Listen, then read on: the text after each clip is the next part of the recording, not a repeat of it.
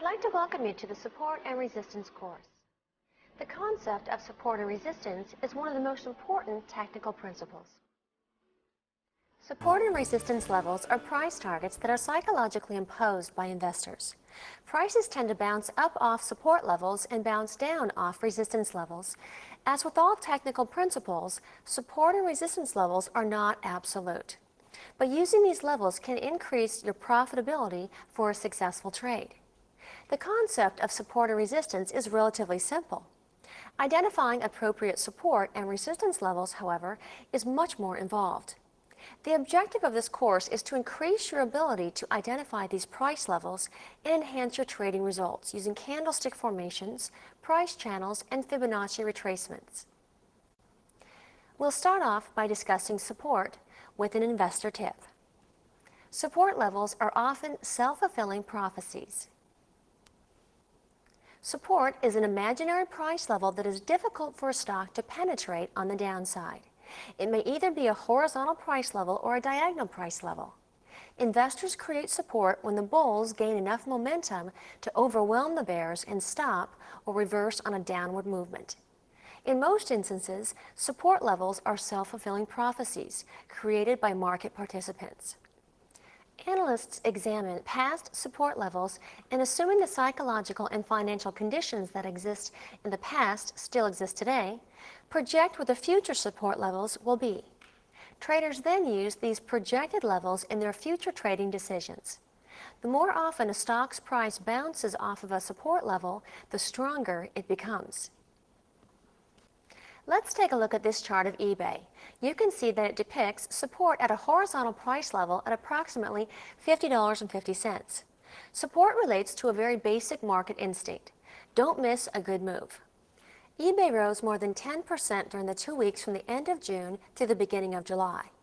Those investors who did not buy eBay at 51 in June committed to buy the stock at that same price should it ever drop back down to that lower level. So when the stock falls back to 51, those investors step in at what they perceive to be a fair price, and the buyers begin to overpower the sellers. The market reflects this phenomenon by bouncing up in June, August, September, and November. Now let's take a look at the price pattern of support in this IBM chart. Although support can be identified as a horizontal line, it is usually identified as a diagonal line trending with the market. The pattern of support in the IBM chart shown here is much more common than a horizontal support line. Although the stock is trending down, it will eventually come up to a point where investors feel it is a good buy and buyers will begin to overpower the sellers. Following each rally up off support, confidence in IBM faltered, and the stock dropped to new lows. This series of lower lows formed the points of the downtrending support line. You will notice that the stock briefly broke support in May, forming a hammer on 512, which was confirmed on 520. We will talk about how to tell the difference between a real break of support and a false alarm a little later in the chapter. We'll start off our discussion about resistance levels with an investor tip. Resistance levels can be either horizontal or diagonal. Resistance is the opposite of support. It's an imaginary price level that is difficult for a stock to penetrate on the upside. It may be either horizontal or diagonal price level. Resistance is created when the bears gain enough momentum to overwhelm the bulls and to stop or reverse an uptrend movement. Just like support levels, resistance levels are often self-fulfilling prophecies created by market participants. Analysts examine past resistance levels and, assuming the psychological and financial conditions that existed in the past still exist today, project what the future resistance levels will be. Traders then use these projected levels in their future trading decision. The more often a stock price bounces off a resistance level, the stronger it becomes. Let's take a look at this chart of IBM to see how it depicts resistance as a downtrending diagonal line. Resistance relates to two basic market emotions, greed and fear. Those investors who purchased IBM as it was bouncing up off support want to be as profitable as possible in their trade. So when they see IBM rising to potential levels of resistance, they begin selling to realize their profits and maximize their gains. Those investors who purchased IBM at higher prices have foolishly held the stock as its values declined and want to cut their losses. So when they see IBM rising to potential levels of resistance after having bounced up off support, they begin selling to cut their losses. This instinct to sell, whether based upon greed or fear, causes the sellers to eventually overpower the buyers, and the stock value drops. The market reflects this phenomenon by bouncing down in April, June, and the end of July. You will notice that the support and resistance lines on IBM are parallel to each other. Most traders like to see this. Parallel support and resistance lines form a channel, which we'll discuss a little later in the chapter. Take note, in the chart of IBM, there was a series of shooting stars during the temporary break of resistance in June. This was bearish and indicated a lack of confidence that the stock should continue above this level. You will now learn how to draw support and resistance lines using the interactive chart. You will often find there is some subjectivity in technical analysis. Support and resistance is no exception. When you are drawing your lines, imagine that resistance or support is a narrow range of prices instead of exact price levels. For example, it is much more accurate to identify a support level as somewhere between $20 and $21 rather than trying to pinpoint the support level to exactly $20.47. Identifying support and resistance as a narrow price range will help you when trying to decide if a stock has truly broken through the support or resistance levels. Drawing a trend line involves a series of 3 easy steps. After you bring up a stock that you've identified the support level, set the initial anchor point for your support line by placing your cursor on the first support or resistance bounce and left-clicking on the mouse. Next, release the left mouse button. Do not click and drag, and move your mouse and your cursor to the right. The red line will follow. Now, move your cursor so that the red line is below each bounce off support. Then, left-click and release to set the final anchor point. If you've made a mistake, you want to remove the line, just right-click on the line itself and delete the item from the pop-up menu. Practice this exercise until you feel comfortable drawing trend lines. In following segments, we'll cover technical price formations. You'll be using this trend line functionally a lot. We'll now turn our attention to candlestick patterns and how they help you identify support and resistance levels. But before we move, here's an investor tip regarding them. Support and resistance levels, when combined with candlestick patterns, become more significant. Candlestick patterns can greatly increase your ability to identify support and resistance lines. They can provide you with a clue about how firm or weak a breakout of one of these levels is. For example, help you determine whether you should buy above the break of resistance or sell because the market is likely to fall back to support. We will use 2 of the patterns we have used in the past to illustrate this point, and then learn a few new patterns to add to your arsenal. We'll begin with a look at the chart of DuPont. As you can see, DuPont's stock price has established resistance at about $46. A hanging man on 105 initially established support. The hanging man was confirmed on 1.6, and the stock price continued to decline. Later in February, a shooting star appeared on 2.19. Although the shooting star's tail broke resistance, you could be very confident that this is a signal for the end of the rally, because along with the shooting star, the stock's price had also hit the previous resistance level set by the hanging man in January. The shooting star in February was not only an opportunity to take profits if you had been in a long trade, but also a very bearish opportunity to buy puts or to short the market. Technical traders can play both sides of the market when the opportunity presents itself. Let's take a look at Coca-Cola chart. You can see that the stock price established resistance at approximately $52.50 on 2.9. The break of resistance on 4.19 might have been a very strong buy signal for many traders. However, had you entered in a long position on the initial breakout, you could have cut your losses by monitoring the bearish engulfing pattern that appeared on 4.20. The engulfing pattern was a clear indication that resistance had not truly been broken. This was a false alarm, and you could have bought puts to take advantage of the subsequent downside potential. If you had been in a long position prior to 420, you could have seen the bearish engulfing pattern as an opportunity to take profits and move on to other trades. Now, let's talk about two new patterns that create and confirm support and resistance lines: evening star and morning star, and bearish and bullish abandon baby patterns. These patterns are not unusual, but create very powerful trading signals. We'll start off our discussion with an investor tip. Both evening and morning star formations signal trend reversals, especially if the stock's price is bouncing off a support or resistance level. Now, let's take a look at this example of an evening star. The evening star is a bearish reversal pattern consisting of 3 candles. This pattern appears only at the top of an uptrend. If the pattern appears during a downtrend, this is not a signal. The evening star is a representative of the falling sun or falling market. The first candle in the pattern is long and white.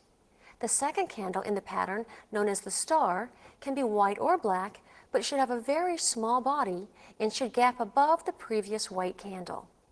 The third candle should be black and must penetrate deep within the body of the first white candle. The evening star is a standalone signal that represents a major shift in market sentiment. There are 5 important things to remember about the evening star: trend, first candlestick, second candlestick, third candlestick, and confirmation. With trend, remember that the evening star occurs only during an uptrend.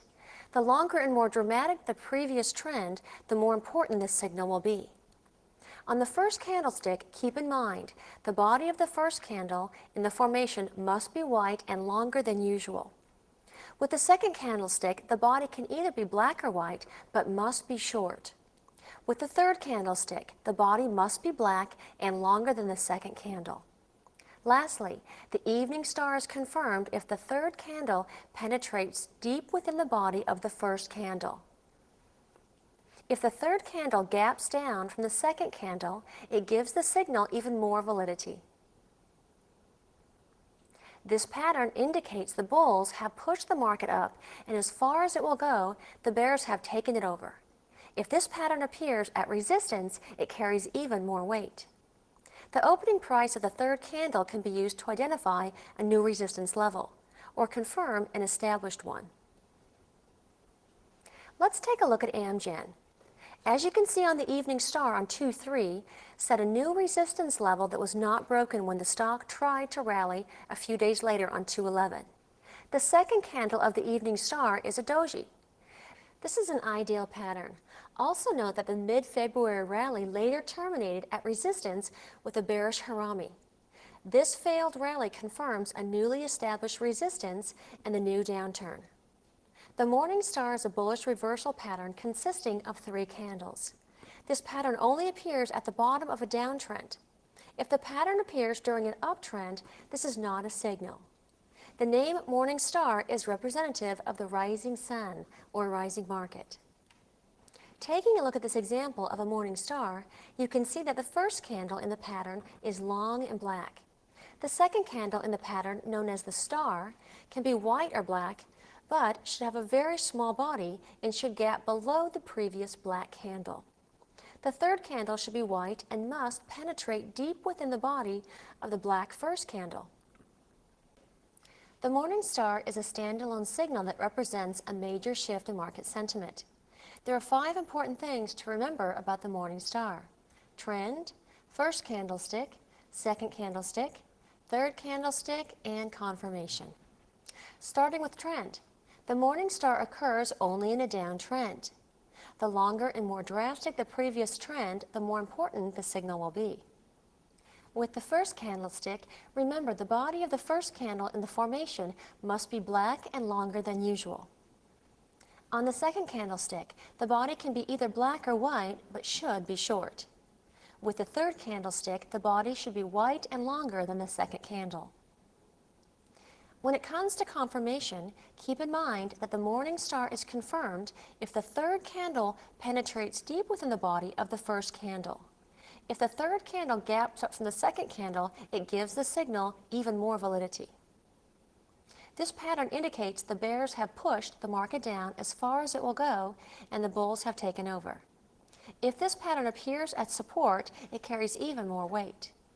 The opening price of the third candle can be used to identify a new support level or confirm an established one. Look at this example of Costco. You can see that the Morningstar pattern formed a support level on 9/11 that was later confirmed with the next support bounce on 9/30. The pattern in this example is exceptionally strong because of the gap up on the long third white candle. Now that you can see how candlestick formation can help you determine support and resistance levels, let's take a look at how price channels and Fibonacci retracements can help you do the same. We'll start off with an investor tip. Price channels offer tremendous trading opportunities because they provide you with both buy and sell indicators. A price channel is a price range defined by a strong support level on the bottom and a strong resistance level on the top.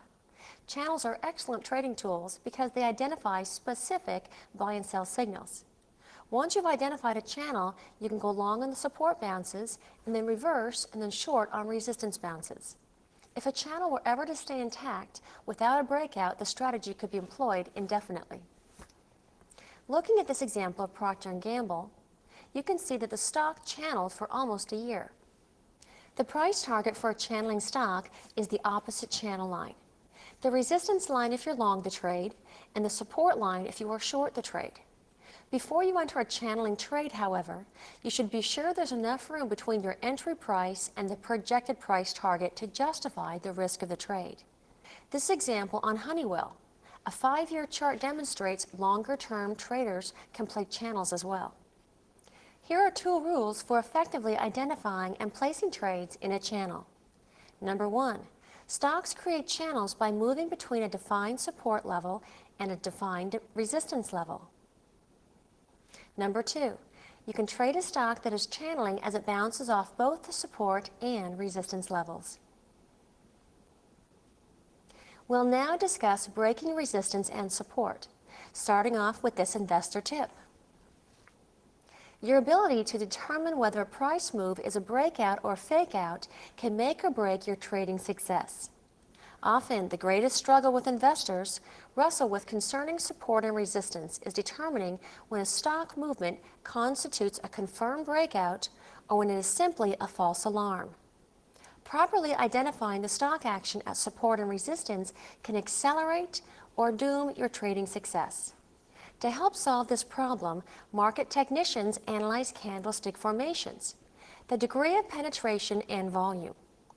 The more dramatic any of these 3 conformations is, the more sure the breakout is. Here are a few guidelines for identifying a real breakout that may help serve as a base as you develop your own rules. You should consider the move a breakout if the stock price penetrates the previous level of support or resistance by at least 3%.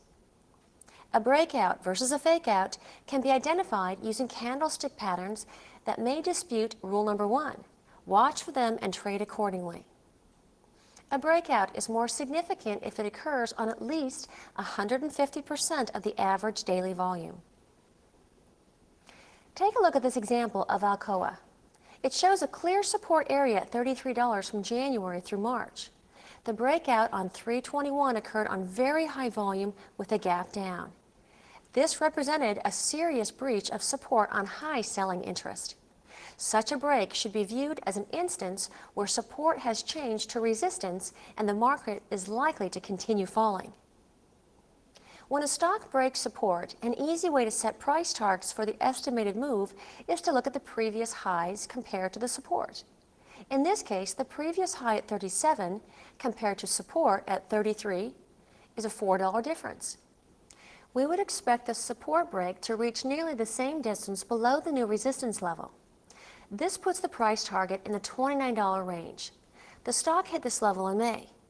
We can also use candlestick patterns in the Alcoa example to identify where a stock may be forming a new level of support.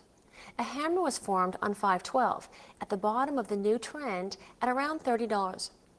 We can see that it did this, in fact, form a new support level. Now here's an investor tip on setting your price for a breakout.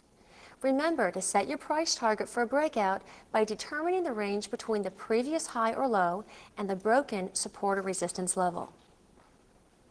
Taking a look at this Alcoa chart, you can see the new support level formed on the hammer on 5/12. Continue to hold for another 3 months.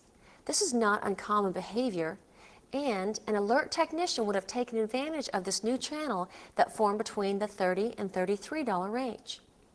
Similarly, a break of resistance can prove a signal for a bullish trade. Again, you will look for a candlestick formation, degree of penetration, and increased volume to confirm the breakout. In this diamonds chart, the stock price established resistance with a bearish engulfing pattern on 6/19. The breakout in August demonstrated significant penetration. An example of a trade you could have entered would have been buying the breakout above the hammer on 8/28, when using a price target equal to the distance between the previous support and resistance, levels of $90 and $93 in June and July. The $3 price target was easily reached in September. Now we'll turn our attention to Fibonacci retracements. Market analysts and technicians have devoted entire books to Fibonacci retracements and how they can help identify and even predict support and resistance lines. Let's review what a Fibonacci number is, then we can discuss how to construct a Fibonacci retracement on your chart. Historians credit Italian mathematician Leonardo Fibonacci with discovering a sequence of numbers where each subsequent number in the series is equal to the sum of the 2 previous numbers: 1, 2, 3, 5, 8, 13, 21, 34, 55, etc. The Fibonacci sequence has an interesting relationship with nature. Sunflower seeds, nautilus shells, and tree branches, for example, all exhibit growth patterns related to the sequence. The first ratio is 38%, the ratio between alternating integers in the sequence. For example, if you were to divide 21 by 55, the next alternating number in the sequence, you would get 38%. The second ratio is 62%, the ratio between 2 sequential integers in the sequence. For example, if you were to divide 34 by 55, the next sequential number in the sequence, you would get 62%. The final ratio is 50%, a common retracement level halfway between 38% and 62%. Now, here's an investor tip regarding important ratios based upon Fibonacci numbers. The 3 important ratios based upon Fibonacci numbers are 38%, 50%, and 62%. We'll now learn how to draw Fibonacci lines. To draw a Fibonacci line, right-click on the chart and select Drawing Tools. Then select Fibonacci Retracements. You will now have a cursor that looks like crosshairs. Click those crosshairs at the bottom of a trend and drag the line to the top of the trend. This will then display several horizontal lines showing expected support for the stock. The same thing can be done at the top of a trend to identify potential resistance levels in a downtrend. Take a look at the Procter & Gamble chart shown here. You can see 3 Fibonacci retracement levels established by bullish trends, which began with the bullish engulfing pattern on 5/20 and ended with the hammer formation on 6/23. As a trader, you're looking to see where potential support is. It could be at any of the 3 Fibonacci levels illustrated on the chart. You should be watching for confirmation of a bounce at each of these 3 levels.